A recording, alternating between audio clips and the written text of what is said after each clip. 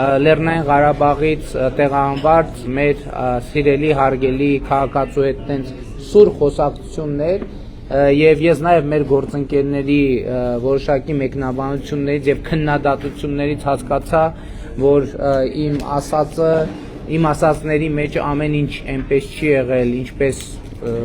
երևի պետք է լիներ, ես նորից ուզում եմ ներողություն խնդրել այն ամեն ինչի համար, ինչը չեմ ասել ձևով եւ բովանդակությամբ այնպես որ պետք է լինեն, բայց նոր գործընկերներին էի ասում, որ քանի անգամ այդ թեման են 2023 թվականի իրադարձություններին ես այո միջև այսօր չեմ կարողանում առանց էմոցիաների անդրադառնամ եւ դա շատ մեծ թերություն է,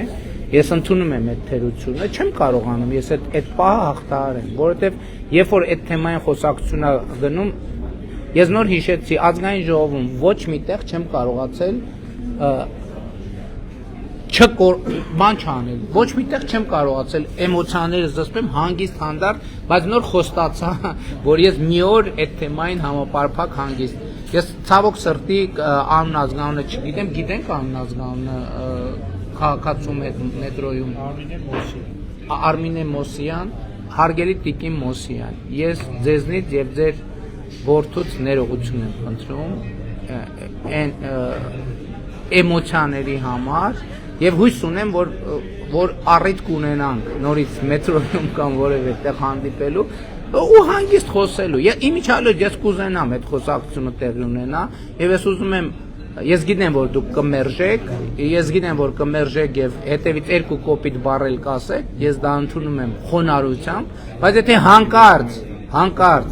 ձեր մտքով անցնի, որ արժի, որ մենք sense տեսախցիկը չէ, հեռախոսը կամ եթե կուզեք տեսախցիկը դնենք, հանգիստ պայմանավորվենք առանց էմոցիաների խոսենք, ես իմացեք, որ ձեր տրամադրության տակ եմ եւ այս գլխից ընդունում եմ այդ հրավերը։ Կրկին ուզում եմ ներողություն խնդրել ձեզանից, որ ինչ որ եթե չէ, ընդունում եմ, որ ինչ որ բան նենց չեմ ասել, ճիշտ ժեստիկուլյացիայով չեմ ասել, ճիշտ տոնայնությամբ չեմ ասել, ճիշտ դեմքի արտահայտությամբ չեմ ասել,